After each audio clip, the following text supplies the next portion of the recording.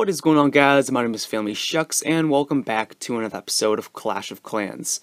In today's episode, we're going to be looking at some Clan Wars attacks, and I'm going to be using the basic GOWIPE. I'm still practicing with it, and I'm getting a little bit better, especially with the jump spells, but overall, I still need a lot of work. And this is going to be our first clan war for the events Form Elite. And so the first clan that we got paired up against was this Vietnamese clan, and it was a pretty manageable clan. A lot of our players could take on their Town Hall 10s and vice versa, and also their Town Hall 9s. They had very low level Town Hall 9s, kind of like this one. But I think the reason I attacked this low level base was because he was the only one who hasn't been starred yet, and I got home late, so I had to resort to attacking this guy, and he was the only one who hasn't been starred yet.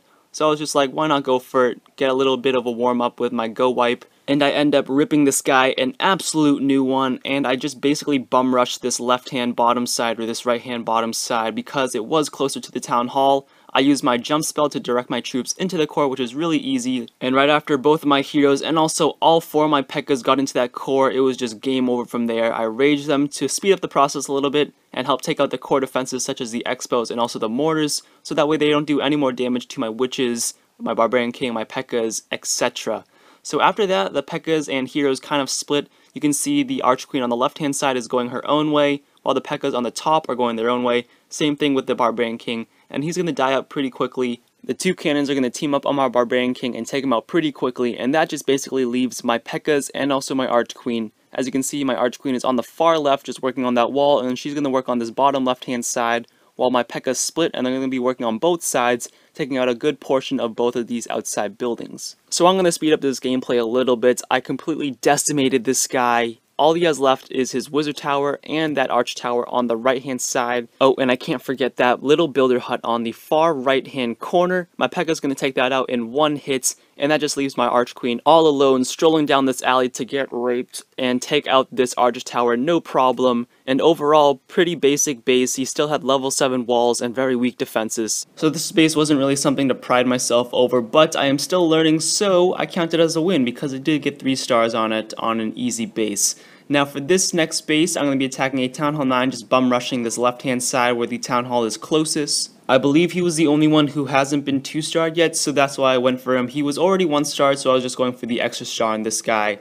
So I placed down my golems first. They do go around the base, which is one good thing if you have a quote-unquote anti-hog base, because in general, anti-hog bases are designed really well for golems, loons, or any kind of defense targeting troop, because if a person improperly takes out the outside buildings for their troops to go funnel right into the core, it just leads their golems or any defensive troops to the outside, which is one thing as an attacker you don't want to happen, especially if you're going to be using GOWIPE, GOWIWI, or any kind of heavy tanking army composition. So I made my way into the core pretty easily. That jump spell was really unnecessary because my wall breakers already broke that wall into the core, so it was a waste, but in the heat of the moment I just decided to spam everything and not take a risk. And I do have my Barbarian King at full health, as well as a couple more P.E.K.K.A.s and my Archqueen working on this side. Not quite sure why the Barbarian King and the P.E.K.K.A. avoided the Expo, but as you guys can see, I picked up the 2-star already, and now I'm just hoping for the 3-star. So I'm letting my P.E.K.K.A.s run around, as well as my Barbarian King, and my Archqueen is just going to keep on working on this left-hand side. And I used the Barbarian King's ability because he was dying a little bit quicker.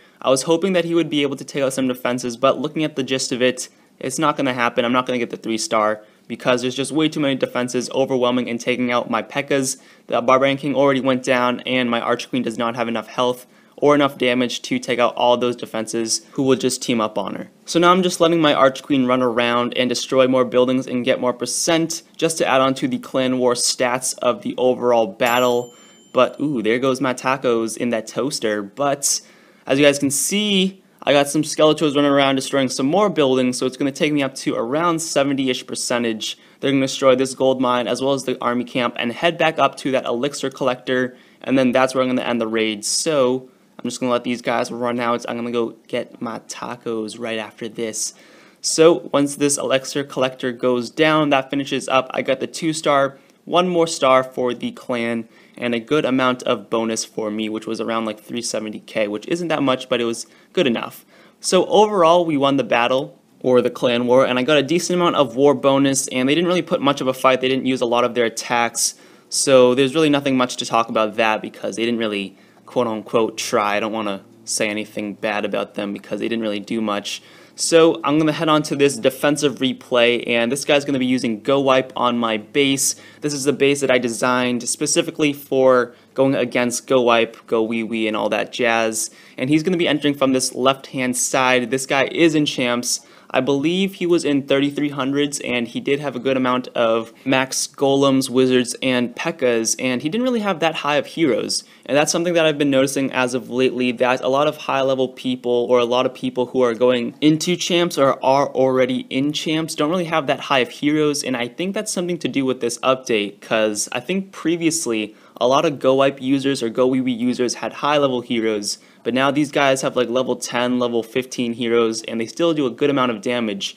I'm not quite sure why, but my base is working as planned. The GOWIPE did not even touch my town hall. Instead, they go loop-de-loop around my base, and they get close because the Archqueen starts to attract them into the core, but overall they continue their loop around the base, and I save my town hall and the 2-star, and I didn't lose that many trophies, especially against this champion player.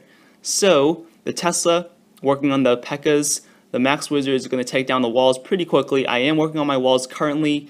I'm working on level 10 walls at the moment, and that's basically going to wrap it up for this defensive replay because my Archqueen is going to take them out.